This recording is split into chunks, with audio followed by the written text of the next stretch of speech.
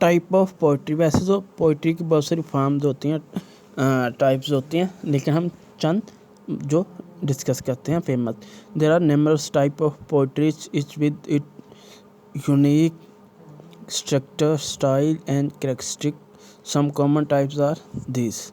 तो ये अपने यूनिक स्टाइल से, राइम स्कीम से, स्ट्रक्चर से ये बहुत सारी टाइप हैं, लेकिन हम चंद फेमस जो है वो डिस्कस करते हैं। तो सबसे पहले sonnet, a 14 line poem usually written in iambic pentameter with specific rhyme scheme. सबसे पहले तो ये एक 14 लाइन की पोइम होती है, टोटल इसकी 14 लाइन होती हैं। सोनेट की टोटल 14 लाइन होती है और ये एम्बिक पैरामीटर में लिखी गई होती है। एम्बिक पैरामीटर और each line 10 syllabus, each line में 10 सिलेबस होते हैं और वो नेक्स्ट 5 पेयर में डिवाइड होते हैं। Each pair first syllable is unstressed and second is stressed. तो ये होती है एम्बिक पैरामीटर। सेकंड है haiku, a Japanese form of consisting of 3 lines with the syllables of pattern 5-7-5। तो इसकी जो राइम स्कीम है वो ये है। ये एक जापानी टाइप ऑफ पोइट्री है। 3 लाइंस होती हैं एक स्टांजा की, और जो सिलेबल पैटर्न होता है वो 5-7-5 होता है। ये है एको।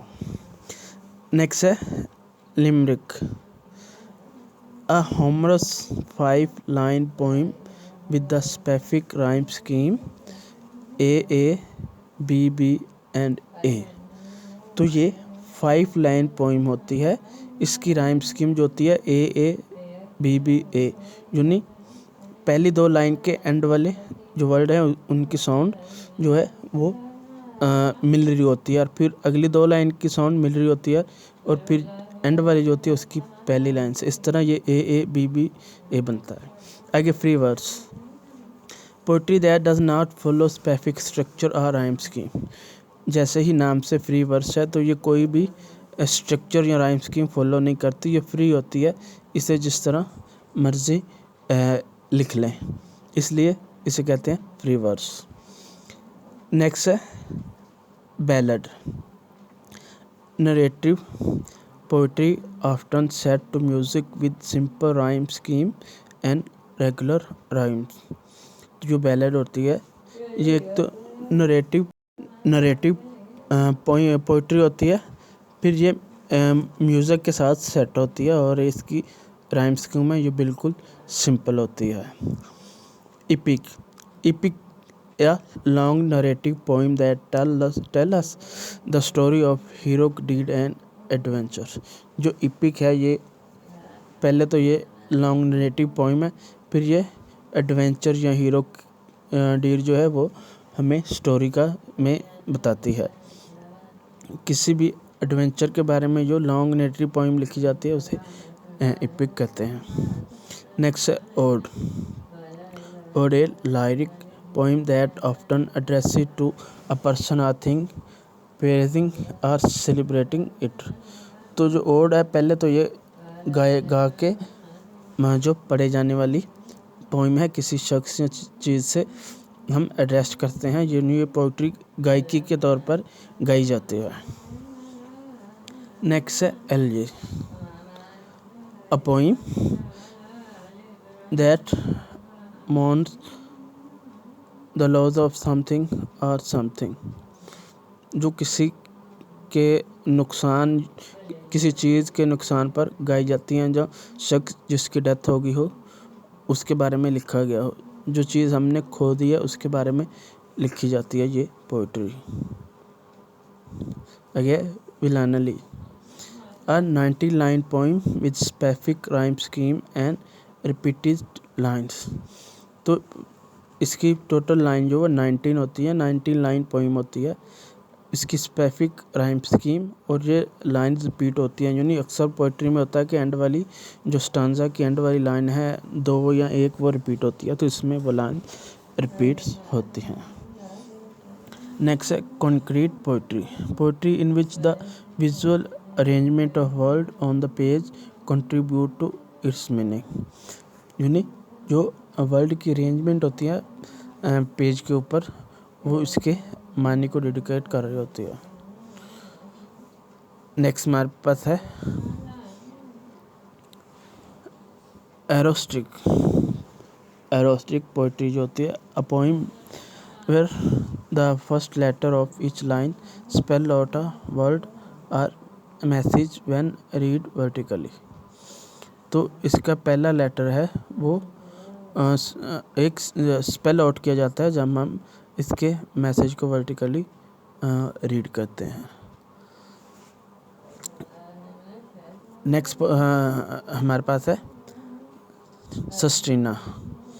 सस्टीना a high structured poem with 6 stanza of 6 lines, each followed by a 3-line stanza where the same 6 words are repeated in different order। तो ये 6 स्टांजा होता है और 6 लाइन्स होती है और फिर एंड वाले जो 6 वर्ड होते हैं वो रिपीट होते हैं डिफरेंट ऑर्डर में, तो इसे कहते हैं सस्टीना। इससे आगे है हमारे पास टंक।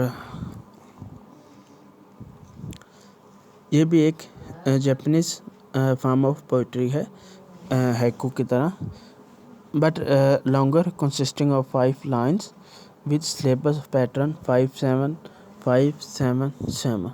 तो इसका सिलेबल पैटर्न होगा वो 5-7-5-7-7 होगा और ये हैको की तरह है। ये भी एक जापानीज फॉर्म ऑफ पोइट्री है। ये 5 लाइंस होती हैं और इसका सिलेबल पैटर्न 5-7-5-7 होता है। नेक्स्ट है गज़ल। गज़ल आल्सो इन वो उर्दू में भी गज़ल जो होती है गज़ल के तौर पर एक पोइट्री होती है। इसमें जो थीम्स होते हैं इसके वो लव, लॉज एंड लॉन्गिंग के होते हैं। ये राइमिंग इसकी कॉप्लिक होती है जिन्हें 2 लाइन की होती है और जो थीम्स होते हैं वो लव, लॉज वगैरह जो होते हैं जो गज़ल के थीम्स होते हैं। नेक्स्ट है हमारे पास पंटोम। A poem with the specific structure where the second and fourth lines of each sentence are repeated as first and third lines of the next stanza।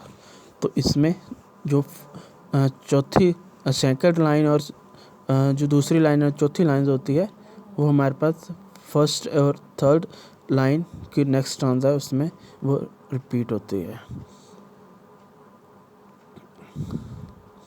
Next है कोपलेट यानी जोड़े 2, अ 2 line stanza with and rhyme scheme. तो कोपलेट ज़ाहिर है तो 2 को कहते हैं, तो ये 2 लाइन का स्टांजा होता है। सिर्फ 2 लाइन होती है एक स्टांजा में, फिर नेक्स्ट स्टांजा में भी 2 लाइन और फिर इससे आगे भी जो स्टांजा ये टोटली 2 लाइन पर जो मुश्तमिल होगा इसे कहते हैं कोपलेट यानी 2 लाइन।